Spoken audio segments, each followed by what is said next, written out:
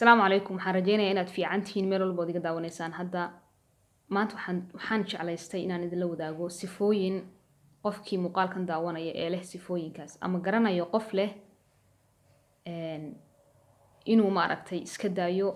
ogaadana inaysan jirin cid ugu dulqaadanaysa waalidkaaga kuugu dulqaadan maayo lamaanaha qofka aad wada nooshihiin lamaanaha kuugu dulqaadan maayo ilmaha yar ee adigu dhashay kuugu dulqaadan maayo saaxiib kuugu dulqaadan maayo qof aad shaqo wadaag tihiin ama wuxuun idinka dhexeeyaan oo kalood isbarateena kuugu dulqaadan maayo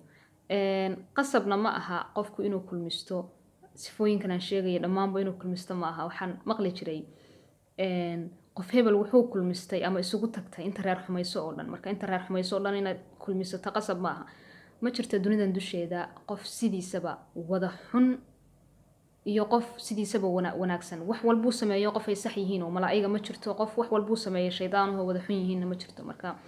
xumaha iyo samaha labadaba aadamaha way ku beeran yihiin way ku jirtaa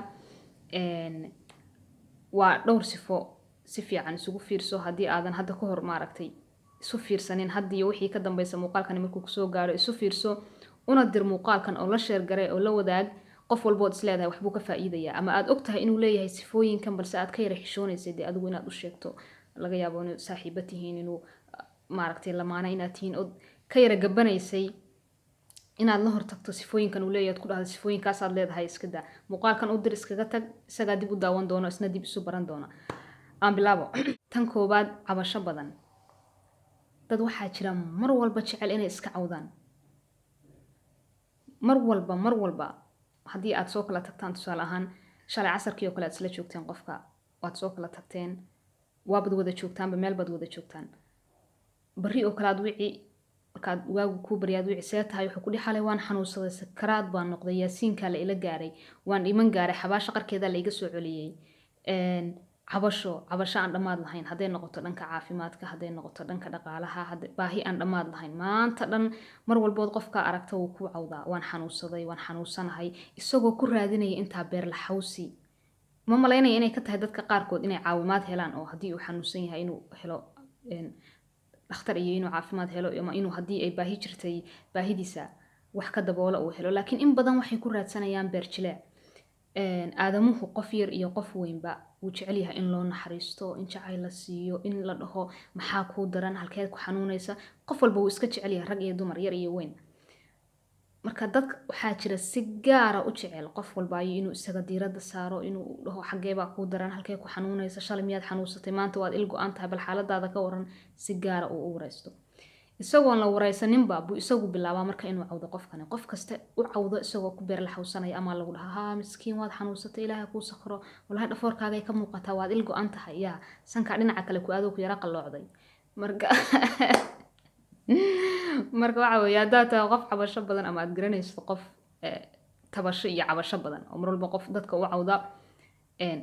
cidna kuugu dulqaadan maysa cabasho badan waxaa la yidhahdaa baryo badan iyo bukaan badanba waa la isku nacaa haddii cabashadaadu badan tahay tabashadaadu hadday badan tahay haddaad mar walba xanuun sheegato mar walba caajis sheegato mar walba baahi sheegato cidna kuugu dulqaadan mayso tan kale qof aan u ogolayn dadka inuu hadlaba qof baad ismaqlaysaan ama aad sheekaysanaysaan waxaad doontaanba qofka xiriirka idinka dhexeeya noocu doonaba ha ahaado ama ha noqdaba qof aad markaa isbarateen waxaa la yidhaahdaa hadal kama dheera qof markuu hadlayo ka kale waa inuu dhageysto warkuna waxaa fiican tooka inuu noqdo in lagu moogeysto warka qofkani markuu hadlo oo fikirkiisa uu dhiibto kan kalena inuu hadlo oo fikirkiisa dhiibto laakiin hadduu kani hadlo waxba la kala dhageysan maayo qof jecel dad waxaa jira markay dadka la sheekaysanayaan jecel inay iyagu hadlaan bas la dhageysto sax aadamaha dhan si guudba wuu jecel yahay inuu isagu hadlo la dhageystana in badan inuu wax dhageysto wuxuu ka jecel yahay isagu inuu hadlo oo in badan la dhageysto marka haddii aad maaragtay tahay ama aad garanaysidba qof leh sifadan ah inuu isagu hadlo bas haddaadan qofka warka haddaan la isweydaarsanaynin qofiba kuu xiisi maayo inuu kula sheekaysto qof walba wuu kaa carari maxaa yeelay adigu aad doonaya inaad hadashid haddaad xataa adigu doonaysid inaad 80% hadalka adigu qaadatid ood adigu hadashid ugu yaraan 20 u ogolow qofkii inuu dad baan ogolayn xataa sheekada in loo jiibiyo haye aan ogolayn oo hayada iyo hada waxay ku dhig war sheekan ku wadnaa inaga sug maxaad ii wadaa hayadii iyo heedii iyo jiibintii qofka waxa la yiraahdaa inuu qofku ku dhageysanayo waxa lagu gartaa waxa kamid ah uu dhageysto wacan yahay inuu sheekada ku jiibiyo qasab maaha inuu mar walba hadal dhex geliyo laakiin inuu ama madaxa kuu ruxo ama dee aad dareento qofkan inuu yahay qof kula socdo waxaad u sheegaysid wax ka fahmay ama ay ku socdaan. marka dadkaas noocaas lihi ama qofka sifooyinkaas lihi ma ogola xataa qofka in loo jiibiyo sheekadii hee iyo haa haddaad dhahdi wuxuu u malaynaya inaad ka dhex galaysid dagaal buu ku jiraayo iga sugdee sheekan ku wadaa i dhegayso maxaan ku dhegaystaa waaba i wareerisay. marka haddaad tahay dadka noocaasa fadlan iska daa dadku way kugu karaahsanayaan cidi kuugu dulqaadan mayso sheekadaada cidi u xiisi mayso sheekadu laba dhinac weeye. ugu yaraan qofkan inaad u ogolaatid inuu hadlo xataa haddaad u cabanaysid qofkan ood adigu wax u sheegaysid adigu programka iyo mawduuca aad u keentay u ogolow qofkana wixii fikirkiisa haba yaraatee inuu ka dhiibto inuu markiisa hadlo u ogolow. tan saddexaad qof mana sheegasho badan jecel inuu sifada mana sheegashada ah wax walba uu qof u qabto u mana sheegta. tusaale ahaan waalidkiisa hadduu in yaroo lacaga u diro u sheegto qof walba ku sheegta hebel baan hooyadii baan maartay lacag yar u diray aabahay baan 500 maanta u diray ilmihiisa yarka hadduu wax u soo godo qof ilmihiisa yarka hadduu wax u soo godo ugu mana sheegtay ilmahaaga yar waxaad u soo gaday ilmahaygan maanta kaba u soo iibiyay oo yaa kugu yiri u soo iibi maxaad ugu soo iibinaysaa haddaad u sheeganaysidba. mana sheegashada sifada ahi ma aha wax wanaagsan gabi ahaanteedba. qofka waxaad adigu bixinaysid ilmahaaga waxaad siinaysid cid walba waxaad u qabanaysid oo adduunyada dusheeda qof aad maartay macruuf aad u sameynaysid waxaad u qabanaysid ha ku sheeganin maxaa yeelay adduunyadana abaal baad kaga heli qofka haddaadan ku sheegan aakharana ajir baad kaga heli laakiin ajir iyo abaalba waad seegi haddaad ku sheegato qofka wixii xaaskayga ama odaygaygan maanta waxaan u soo gaday dhala cadar u soo gaday waxa way saacad baan xaaskayga u keenay ama xaajigaygan saacad u keenay kuba sheegtay ajir iyo abaal toona ku heli maysid qofkii xataa wixii aad u keentay markaad maaragtay Afrikii Aasiyaba mariso meel walba markaad geeso warkii meel walba kaga horeeyo isagii xitaa abaal kaga heli maysid. marka ha ku mana sheeganin qof waxaad siiso waxaad u qabato waxa la yiraahdaa midigtaadu waxay bixisay bidixdaadu yeesan ogaanin. marka aad qof wax siisid waxa la yiraahdaa waxa jirtay wanaaga samee oo badda ku tuur xikmad oranaysa wanaaga samee oo badda ku tuur. marka wanaaga samee oo badda ku tuur waxa weeyaan wax inaad samaysid wixiina aadan dadkii ugu mana sheeganin oodan meel walba marinin. mararka qaar qof waajibaadkiisii iyo wixii isaga looga baahnaa dad baa intay tukadaan salaadooda oo waajibaadka Ilaahay ku leeyahay qabtaan bay ku mana sheegtaan Ilaahay inay iyagu wax maaragtay sameeyeen waa waajib ku saarnaa oo Ilaahay ku saaray haddaad ka tagtaan aakhira lagugula xisaabtami maaha inaad meel walba marisid. anigu waxaan hay 5 salaadood igama tagto masaajidka ku soo tukadaayo salaadaha isku waxaan hay qof kaale araga. marka mana sheegashada fadlan iska dhaaf. tan kale qof fikirkiisu saxan yahay mar walbaba isaga fikirkiisu waa sax. qof walba oo fikir u keena ama fikir walba oo meel laga keenana waa khalad gabi ahaanba waxa saxsan isaga fikirkiisa. mararka qaar waxa dhacda qofka noocaas oo kale ama sifadaas lihi inuu fikir dad kale soo qaato kadibna uu isagu isa siiyo lahaanshaha ma garatay uu yiraahdo aniga iskale waxa jirta wax la yiraahdo copyright lahaanshaha qofka lagama qaado waxyaabo waxay ka mid tahay maxkamad la isku saaro fikir qof kale inuu soo qaato idinkoo saddexoo meel wada fadhideen tusaale ahaan baa laga yaabaa in fikir qurux badan mid idin ka mid yahay uu sheego ka fikirka sheegay baa kii garabkiisa ahaa ee labaad ee ku xigay baa fikirkii qaata uu isagu sheegay kii fikirka sheegay iyo kii kale aamusnaa baa meel isla tagay kii fikirka qaatay wuxuu yiri fikirkan aniga iskale fikir qurux badan markuu dadkii u soo gudbiyay ay ka heleen isagu ma laha laakiin wuxuu jecel yahay inuu isaga la dhaho fikirkaaga sax isaguna uu aaminsan yahay kiisa mooyee dadka kaleba inaysan saxsanayn haddaad doonaysid fikirkaaga in waxa la yiraahdaa qof walba qumanihiisa qoorta ugu jira sax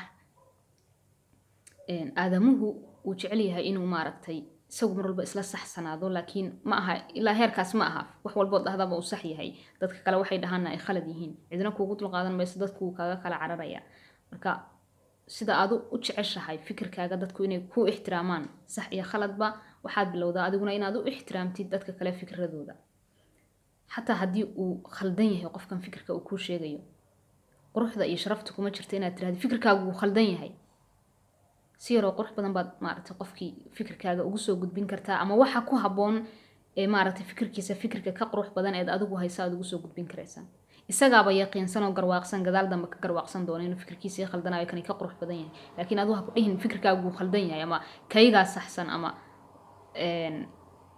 iyana maaha sifo qurux badan maaha waa sifo dadku ay aada u necb yihiin tan kale waxaa jira dad jecel iyaga oon waxba aan codsanin in dalabkooda loo fuliyo sifo ay leeyihiin waxba iyagoon codsanin in dalabkooda loo fuliyo waxbay doonayaan niyadday ku hayaan dadka ay la nool yihiin ama ay la shaqeeyaan ama waalidkooda ama lamaanahooda ama saaxiibadooda waxay doonayaan waxa ay maskaxda ku hayaan inay u fuliyaan siduu ku ogaanaya qofka haddaadan u sheegin ma jirto uurkaaga waxa ku jira cid ogaan karaysa ma jirto uurkaaga waxa ku jira marka haddaad doonaysid waxa uurkaaga ku jira ama waxaad damacsan tahay in lagugu sameeyo si ay kuugu fududaato waxaad doonaysana aad u hesho la wadaag dadka waxaasaan doonayaa dheh haddaad doonaysid hadiyad wax gooniya in hadiyad lagugu keeno u sheeg waxyaabahaad jeceshahay qofka waxa kuugu jira diiwaanka rajada wishlistigaaga waxa kuugu jira la wadaag dadka waxaad tirahdaa waxa iyo waxaasaan u baahana xataa si kaftana ugu sheeg haddaadan si cad ugu sheeganayn si qofku uu u ogaado adigu waxaad jeceshahay kuuguna samayn kara waxaad jeceshahay kuugu soo iibin karaya ama kuugu qaban karaya waxaad jeceshahay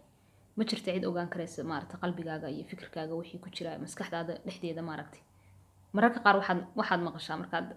film markaad daawanayso sidoo kale qof dhib badan uu ku jiro qofkaas maskaxdiisa dad kale waxay dhahaan qofka maskaxdiisa ayaa igaliya hal daqiiqaan soo dhex maray yacni waxa ku jira saan u ogaado marka ma jirta cid ogaan karaysa maskaxdaada waxa ku jira la wadaag dadka si ay kuugu qabtaan waxaad jeceshahay halka cabashaha la soo fadhinin waxaan jeclahay cid ii qabanaysa ma laha in aniga meesha inkaartu iga dhacday ma garanayo ma akhraa la iga soo inkaaray ma waalidkaybaa i habaaray iyo waxyaabo la mid ah sifada kale fartii la qaadaba qofku inuu u fiirsado dad waxaa jira jecel oy dabeecad ka tahay oo sifadan leh fartii la qaadaba inay u fiirsadaan wax walboo dhaqaaqaba inay u fiirsadaan haddaad seexato way kaa hadli waxay ku dhihi maanta dhan waad jiiftay haddaad filin daawato waxaa lagu dhihi 24 saac filin baad daawataa kugu eedeynayaa inaad filin daawatid haddaad shaqo dhanna uma roona wax kastood samayso dharkaad xidhanaysa xataa wuu u fiirsanayaa bini aadamka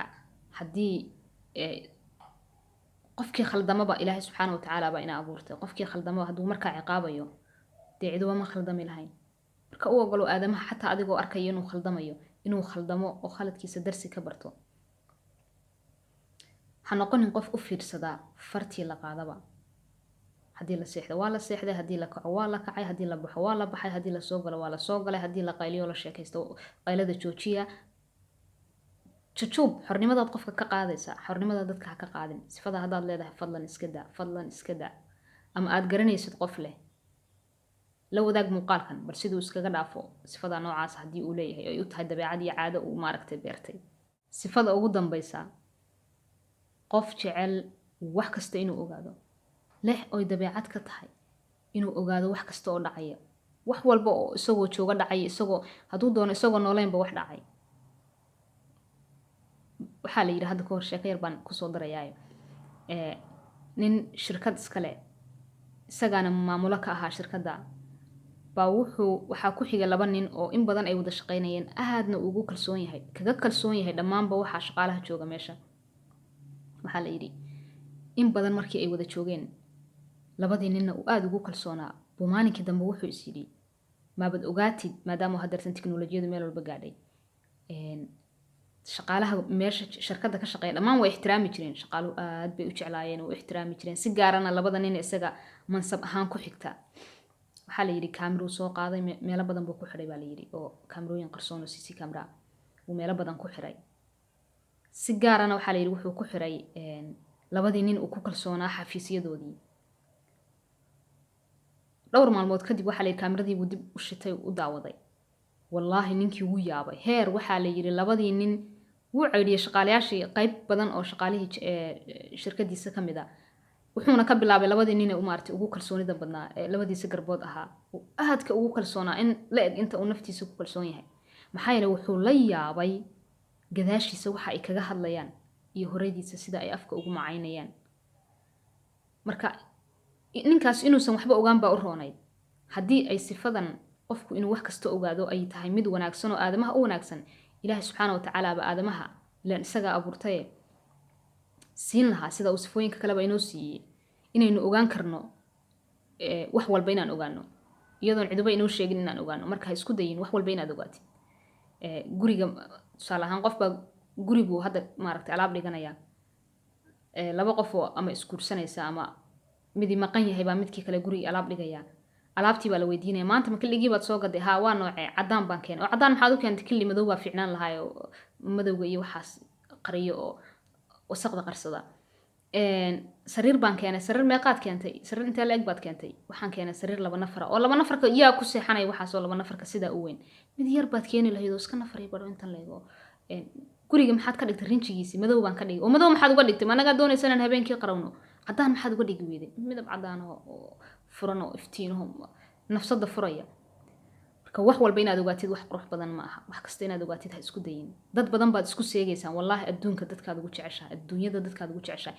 waalidkaagu waxay sameeyaan haddaad ogaan lahayd ilmahaagu wuxuu sameeyay haddaad ogaan lahayd intaad nacdaad kaligaa maaragtay aad gooni goosod noqon lahayd oo calan gooniya taagan lahayd oo kaba dhex bixi lahaydba marka wax kasta inaad ogaatid adigana dan kuuguma jirto maaragtay qofka kalena dan iguma jirto ciduba dan iguma jirto inaad wax walba ogaato ha noqon qof raadiyeen wax kasta ogaado in yaroo lacagaa lagu soo diri ama lagu siiniba qof kula jooga ku siini wuu ku siiya khalaas adiga xor u ah waxaad ku qabanaysid iyo waxaad ku samaynaysid wuxuu ku weydiini tusaale ahaan qofkan wuxuu lacagta ku siiyay inaad ku soo gadato telefoon waxaad ku tiri telefoon baan u baahanaa inaan soo gato lacag buu ku siiyay lacagtii baad soo qaadatay isla habeenkiiba maalinkii hadduu ku siiyo lacagta isla habeenkiiba wuxuu bilaabi telefonkii soo gadatay nooceed soo gadatay Samsung iyo maaragtay iyo iPhone ka fiican iPhone ka maxaad soo gadan weyday iPhone waliba nooca caddaanka haddaad soo gadatid caddaanku waa heer sare adduunyadu hadduu ka socdaayo dadka dhan baa wada jecel caddaanka yacni wuxuu isaga la quman buu doonaya inaad samaysid wuxuu kugu controlaya intii yareedii ku siiyey marka adigu qof markaad wax siisid ha ogaanin meeshuu ku bixiyey iyo meeshuu mariyay hadduu doono ha ku unsado sidii tiimuu oo kale tudab shita maaragtay yaa ha qabadsiiya lacagtaba maxaa kaa khuseeya adigu waad siisa khalaas halka ku ilow waxaan ma doonayn muuqaalkan inuu dheeraado kolley faahfaahin dheer iyo dadkii lixdamaadkii baan iska ahay waa iska jeclahay inaan maaragtay in badan aan